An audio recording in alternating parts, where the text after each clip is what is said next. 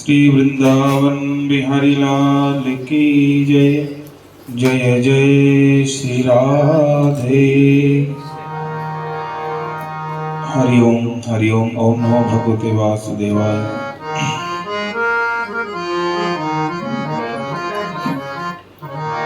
राधा मेरी स्वामिनी, मैं राधे जुकदास।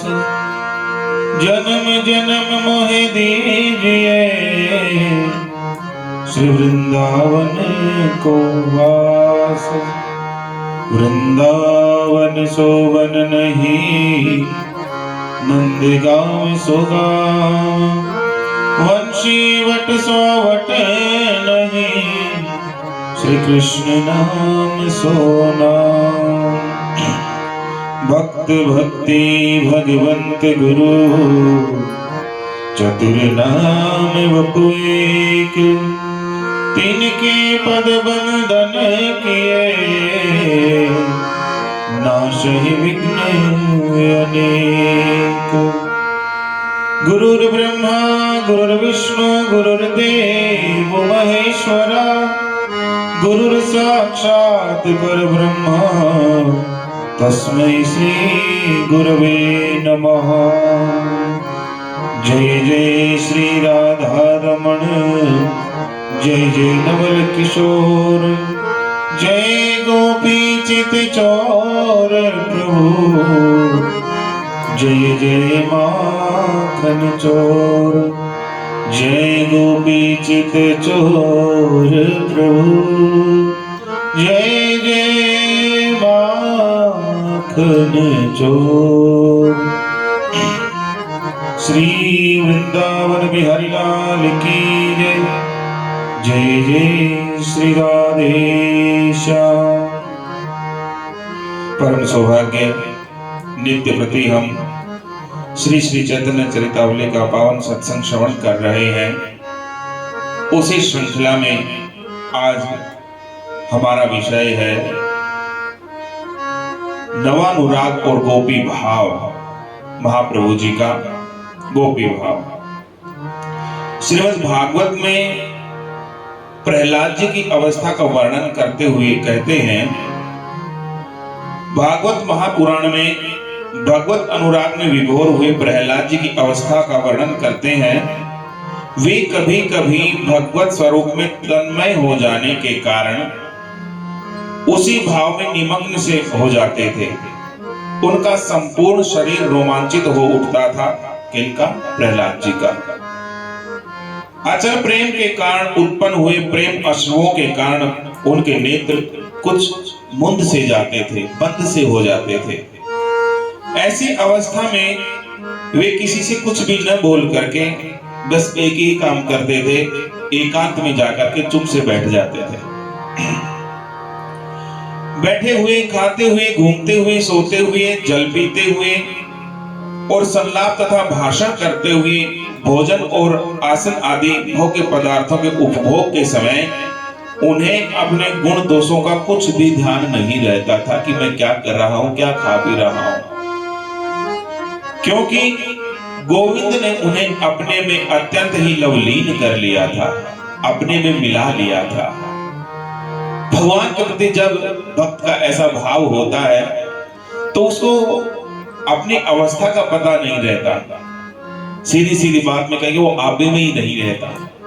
क्या कह रहा है वो, क्या खा रहा है, क्या पी रहा है, सो रहा है, जग रहा है, कुछ भी उसको मालूम नहीं होता भाव में। इसी तरह से महाप्रभु जब से गया से लौट करके आए थे, तभी से सदा प्रेम में छके से, बाह्य ज्ञान शून्य से तथा बेसुध से बने रहते थे। सुध बुध अपने तन की उनको नहीं रहती थी, किंतु भक्तों के साथ संकीर्तन करने में उन्हें अत्यधिक आनंद आता। कीर्तन में वे सब कुछ भूल जाते। जहां उनके कानों में संकीर्तन की मधुर ध्वनि सुनाई पड़ी कि बस उनका मन तन्मय होकर के उनका मन मयूर नृत्य करने लग जाता, वो नाचने लग जाता। कीर्तन के वाद्य यंत्रों को सुनते ही उनके रोम रोम खिल जाते और वे भावावेश में आकर के रात्रि भर, संपूर्ण रात्रि अखंड, थोड़ी देर रुक करके भी नहीं, अखंड नृत्य करते, न शरीर की सुधि न बाहरी जगत की कोई सुधि, बस उनका शरीर जिस तरह से एक यंत्र घूमता है, बस बटन दबा दिया पंखा घूम रहा है, सारी रात चलता रहेगा जैसे ये, तो इसी तरह यंत्रवत उनका शरीर सारी रात घूमता रहता था। इससे भक्तों के भी आनंद का पारावार नहीं रहता, वे भी प्रभु के सुखकारी मधुर नृत्य के साथ स्वयं नृत्य करने लग जाते कि प्रभु नाच रहे हैं, हम क्यों इस आनंद से वंचित रहे, हम भी नृत्य करेंगे। इस तरह से 12-13 महीने तक प्रभु बराबर भक्तों को साथ लेकर के कथा कीर्तन में कालयापन करते रहे, समय व्यतीत करते रहे। लेकिन अब इनकी जीवन शैली में कुछ परिवर्तन आता है, और वो परिवर्तन क्या है कि इनको और ऊपर उठाना भक्ति मार्ग में, और वो परिवर्तन जो है वो प्रत्येक भक्त के जीवन में आवश्यक भी है। काजी के उद्धार के बाद प्रभु की प्रकृति में एकदम परिवर्तन सा दिखाई देने लग गया। अब उनका चित्त संकीर्तन में नहीं लगता था, कीर्तन में मन नहीं लगता उनका, भक्त ही मिलकर के कीर्तन किया करते थे, प्रभु संकीर्तन में सम्मिलित भी नहीं होते थे। कभी कभी वैसे ही संकीर्तन में बीच बीच में चले आते, और कभी कभी भक्तों के आग्रह से कीर्तन करने भी लगते, किंतु अब उनका मन किसी दूसरी ही वस्तु के लिए तड़पता रहता था। उस तड़पन के सन्मुख उनका मन संकीर्तन के ताल स्वर सहित नृत्य करने के लिए साफ इनकार कर देता था। पहले जैसे संकीर्तन में नृत्य करने लग जाते थे ना, अब उनका मन नृत्य करने का नहीं करता, और ताल और स्वर वो अब उनको अच्छे नहीं लगने लगे। अब प्रभु पहले की तरह भक्तों के साथ घुल मिल करके प्रेम की बातें भी नहीं किया करते। अब तो उनकी विचित्र दशा हो गई थी, कभी तो वे अपने आप ही रोने लग जाते, कभी स्वयं खिलखिला करके जोर जोर से हंसने लग जाते, कभी रोते रोते कहने लगते, हे नाथ हे रमानाथ वज्रनाथातिनाशनः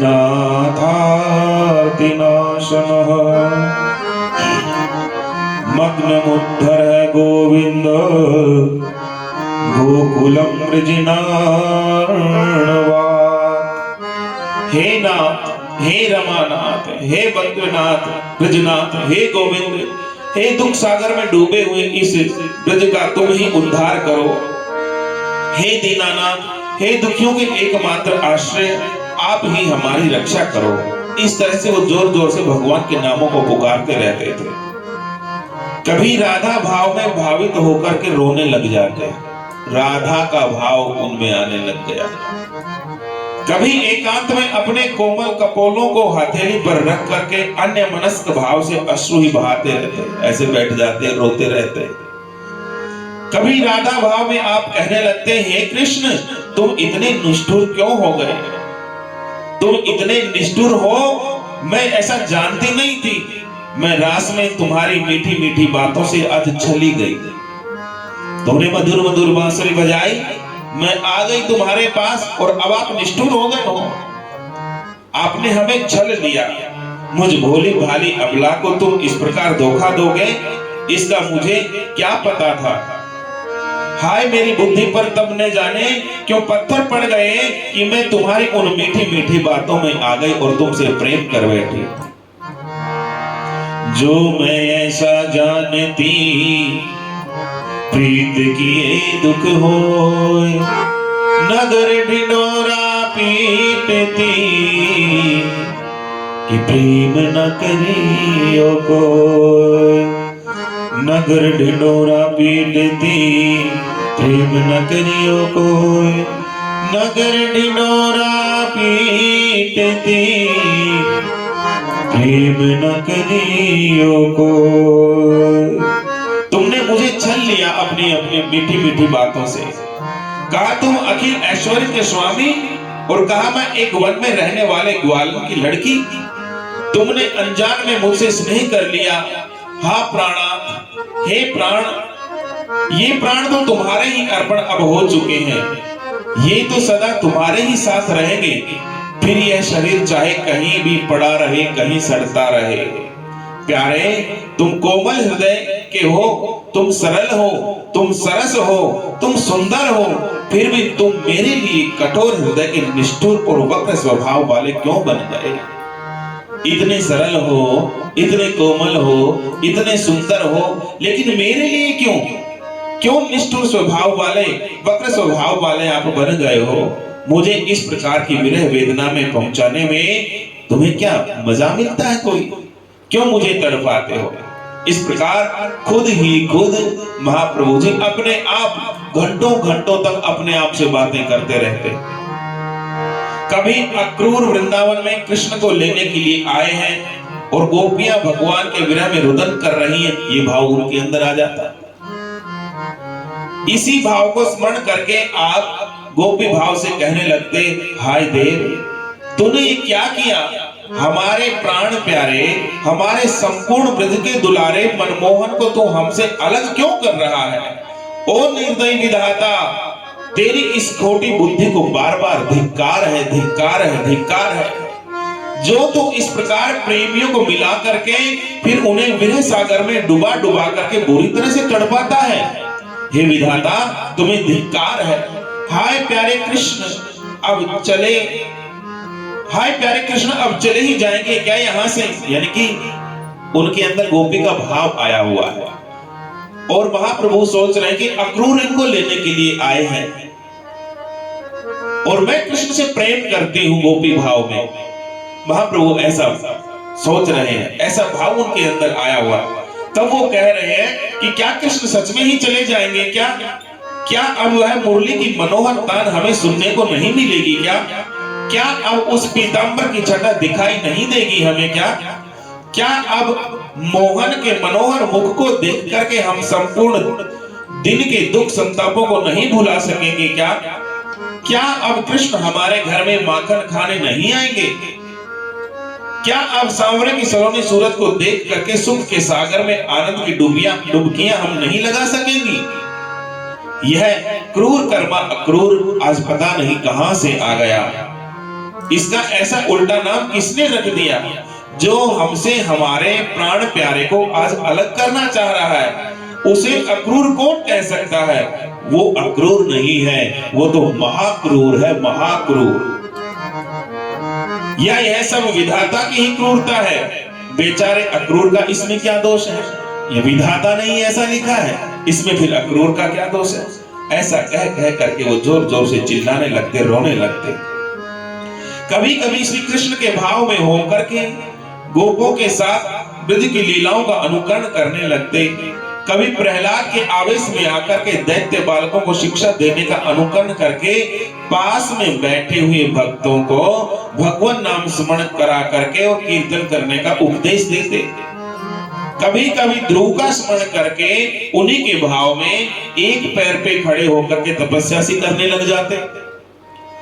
फिर कभी विरहिणी की दशा का अभिनय करने लगते, एकदम उदास बन जाते, हाथों के नखों से पृथ्वी को कुरेदने लगते। जैसे विरहिणी होती है ना, अपने प्रियतम के प्रेम में वो पागल हो जाती है और वो ऊपर देख नहीं सकती, नजरें ऊपर नहीं उठा सकती।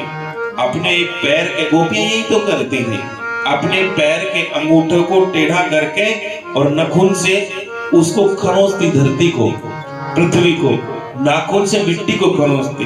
तो उसी तरह आज ये भी लीला कर रहे हैं। तो वे हाथों से, नाखूनों से पृथ्वी को कुरेदने लगते। सची माता इनकी ऐसी दशा को देख करके बड़ी दुखित होती। वे पुत्र की मंगल कामना के निमित्त सभी देवी देवताओं की पूजा करने लगती। इसे कोई रोग समझकर वैद्यों से परामर्श करती। भक्तों से अत्यंत ही दीन भाव से कहती, न जाने निमाई को कौन सा रोग लग गया है। अब वह पहले की भांति कीर्तन भी नहीं करता और न किसी से हंसता बोलता है। पता नहीं मेरे निमाई को किसकी नजर लगी है या कोई बीमारी लगी है, उसे क्या हो गया है।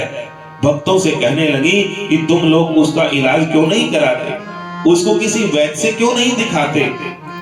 बेचारे भक्त भोली भाली माता की इन सीधी सरल मातृ स्नेह से सनी हुई बातों को सुनकर के हंसने लग जाते कि माँ, तुझे क्या पता कि ये कौन है और ये क्या लीला कर रहे हैं, ये तेरी समझ से सब बाहर है। वे मन ही मन कहते हैं कि जगत की चिकित्सा तो ये करते हैं, सारे रोगों का निवारण तो इनके पास है, सब रोगों का निवारण तो ये करते हैं, संसार की चिकित्सा तो ये करते हैं। अब इनकी चिकित्सा कौन कर सकता है? इनके रोग की दवा तो आज तक किसी वैद्य ने बनाई ही नहीं और न कोई संसारी वैद्य बना सकता। संसार का कोई भी वैद्य इनको जो रोग है उसकी दवा नहीं बना सकता। प्रभु के प्रेम का रोग इनको लग गया है। इनकी दवा तो यही जानते हैं, बस सांवलिया ही इनकी नाड़ी पकड़ेगा तब ये हंसने लगेंगे, अन्यथा फिर ये ऐसे ही रहेंगे। वे माता को भांति भांति से समझाते किंतु माता की समझ में एक भी बात नहीं आती, वह सदा अधीर सी बनी रहती। एक दिन महाप्रभु भावावेश में जोर से गोपी गोपी गोपी गोपी ऐसा कहकर के रोने लग गए, रुदन करने लग गए। वे गोपी भाव में ऐसे विभोर हुए कि उनके मुख से गोपी गोपी इस शब्द के अतिरिक्त कोई दूसरा शब्द निकलता ही नहीं था। उसी समय क्या हुआ, एक प्रतिष्ठित छात्र इनके समीप इनके दर्शन के लिए आए। वे महाप्रभु के साथ कुछ काल तक पढ़े भी थे। वैसे तो शास्त्रीय विद्या में पूर्ण पारंगत पंडित समझे जाते थे, किंतु भक्ति भाव में वो बिल्कुल कोरे थे। पोथी पढ़ पढ़ जग मुआ पंडित भयानको, ढाई आखर प्रेम का पढ़े सुपंडित हो। पंडित कौन है? जिसने पुस्तकें पढ़ ली वो नहीं, जिसने प्रेम को समझ लिया, परमात्मा को समझ लिया, भक्ति को समझ लिया, वो ही विद्वान है, वो ही पंडित है। ज्ञान तो उनको बहुत था किंतु भक्ति भाव में वो बिल्कुल कोरे थे, बिल्कुल साफ। प्रेम मार्ग का उन्हें पता ही नहीं था। प्रभु तो उस समय बाह्य ज्ञान से शून्य थे, उनमें तो गोपी भाव आया हुआ था। उन्हें भावावेश में पता ही नहीं था कि कौन हमारे पास आया और कौन हमारे पास से उठ करके चला गया। उनको कुछ भी याद नहीं रहता था। उन विद्या अभिमानी छात्र ने महाप्रभु की ऐसी अवस्था को देख करके कुछ गर्वित भाव से कहा, घमंड से कहा, पंडित होकर के आप यह क्या अशास्त्रीय व्यवहार कर रहे हैं? महाप्रभु से कहा कि आप पंडित होकर के क्या अशास्त्रीय व्यवहार कर रहे हैं? गोपी गोपी कहने से आपको क्या लाभ मिलेगा? गोपी गोपी कहने से आपको क्या लाभ होगा? अरे कृष्ण कृष्ण कहो, जिससे उद्धार हो और शास्त्र की मर्यादा भी भंग नहीं होगी। ये गोपी गोपी कहना छोड़ो और कृष्ण का नाम जपो, जिससे शास्त्र की मर्यादा भी बनी रहेगी और भगवान की भी प्राप्ति होगी। महाप्रभु को उस समय कुछ भी पता नहीं था कि ये कौन है और ये क्या कह रहा है। भावावेश में उन्होंने यही समझा कि यह भी कोई उद्धव के समान श्याम सुंदर का सखा है। अब है तो ये भी सखा, इनके साथ बचपन में पढ़ते थे। उधर उद्धव भी भगवान के सखा ही है, लेकिन उनके पास ज्ञान बहुत है, प्रेम नहीं है उद्धव के पास। तो वही स्थिति यहां पर भी है। तो भावावेश में इन्होंने यही समझा कि यह कोई उद्धव के समान श्याम सुंदर का सखा है और हमें धोखे में डालने के लिए आया है। इससे प्रभु को उसके ऊपर क्रोध आ गया और जब क्रोध आया तो एक बड़ा सा बांस लेकर के उसके पीछे मारने के लिए दौड़े। विद्या अभिमानी छात्र महाशय अपना सभी शास्त्र ज्ञान भूल गए और अपनी जान बचा करके वहां से भागे। महाप्रभु भी उनके पीछे ही पीछे उन्हें पकड़ने के लिए दौड़ते जा रहे हैं। प्रहार के भय से छात्र महोदय मुट्ठी बांध करके तीव्र गति से भागे। कंधे पर जो दुपट्टा था वो गिर गया, बगल में पोथी थी वो निकल पड़ी। हांफते हांफते और चिल्लाते हुए वे जोरों से भागे जा रहे थे। लोग उन्हें इस प्रकार भागते देख करके आश्चर्य के साथ उनके भागने का कारण पूछते कि भाई तुम क्यों भाग रहे हो? कोई उनकी ऐसी दशा देख करके ठाका मार के हंसने लगते कि देखो पंडित जी पीछे बांस दिए भाग रहे हैं और आगे ये पोथी गिरा करके भाग रहे हैं। किंतु ये किसी की कुछ नहीं सुनते थे। इन्हें अपनी जान के लाले पड़े थे कि महाप्रभु इनके पीछे बांस लेके पड़े हुए, ये भागते हुए जाते। जान बची सो लाखों पाए, मियां बुद्धू अपने घर को आए। प्रभु को इस प्रकार इन छात्र महाशय के पीछे दौड़ते देख करके भक्तों ने उनको पकड़ लिया। किसको? महाप्रभु जी को। प्रभु उसी